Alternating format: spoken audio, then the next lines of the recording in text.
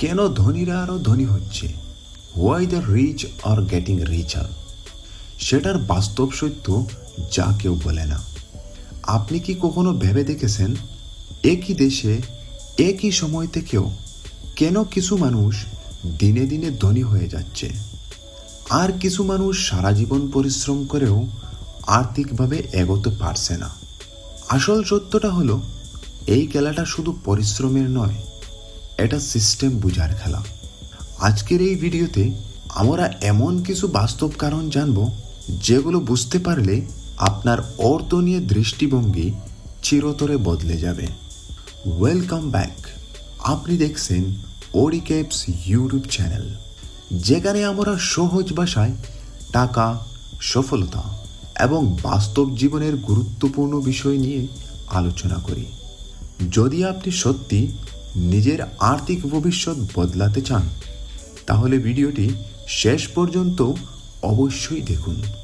Number 1, সবচেয়ে বড় পার্থক্যটা হচ্ছে আয়ের ধরন, যেটা হলো অ্যাক্টিভ ভার্সাস প্যাসিভ ইনকাম।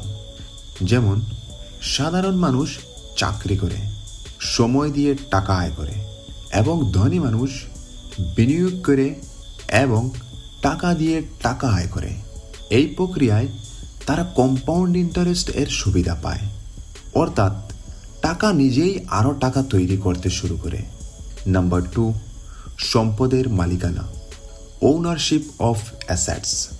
ধনীরা সবসময় এমন জিনিসে বিনিয়োগ করে যা তাদের নিয়মিত আয় দেয়, যেমন শেয়ার, জমি ও ব্যবসা।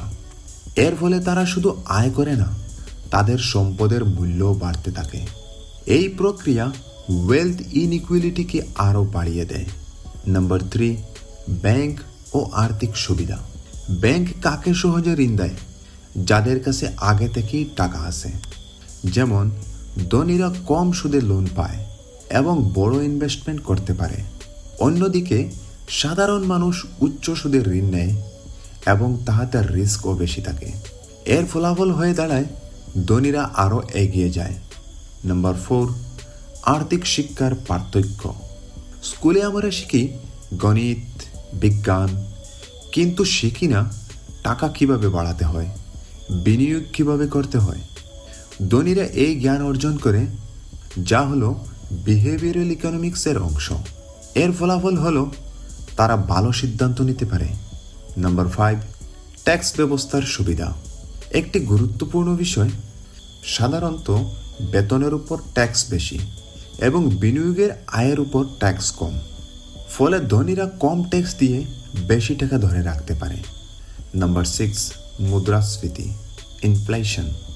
মুদ্রাস্ফীতি বাড়লে সাধারণ মানুষের খরচ বাড়ে এবং সঞ্চয় কমে এবং ধনী মানুষের সম্পদের মূল্য বাড়ে। অর্থাৎ ইনফ্লেশন ধনীদের আরও লাভবান করে। নাম্বার 7, উত্তরাধিকার সম্পদ, জেনারেশনাল ওয়েলথ। ধনীরা তাদের পরবর্তী প্রজন্মকে দেয় টাকা, সম্পদ, শিক্ষা এবং যোগাযোগ। ফলে তারা শূন্য থেকে শুরু করে না। নাম্বার 8, নেটওয়ার্ক ও সুযোগ। ধনীদের থাকে শক্তিশালী নেটওয়ার্ক, বড় সুযোগ, তাই তারা সহজেই নতুন ব্যবসা শুরু করতে পারে এবং বড় বড় ডিল পায়। নাম্বার 9, প্রযুক্তি ও স্কেল। আজকের যুগে একটি সফল আইডিয়া বিশ্বব্যাপী ছড়িয়ে পড়তে পারে, ফলে ধনীরা দ্রুত অনেক বেশি আয় করতে পারে। নাম্বার 10, ঝুঁকি নেওয়ার ক্ষমতা। ধনীরা ঝুঁকি নিতে পারে কারণ তাদের নিরাপত্তা আছে। সাধারণ মানুষ ছোট গতিতেও সমস্যায় পড়ে যায়, ফলে তারা বড় সুযোগ নিতে পারে না।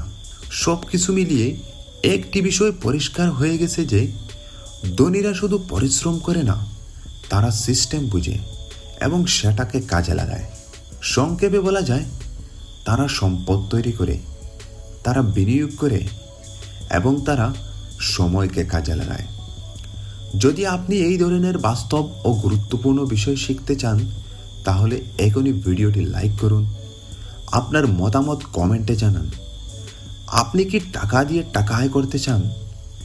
এবং অবশ্যই আমাদের চ্যানেলটি সাবস্ক্রাইব করুন, কারণ এখানে আমরা এমন বিষয় নিয়ে আলোচনা করি যা আপনার জীবন বদলে দিতে পারে। ভিডিওটি শেষ পর্যন্ত দেখার জন্য ধন্যবাদ। পরবর্তী ভিডিওতে আবার দেখা হবে আরও একটি শক্তিশালী বিষয় নিয়ে। Stay smart, stay financially aware. Thank you.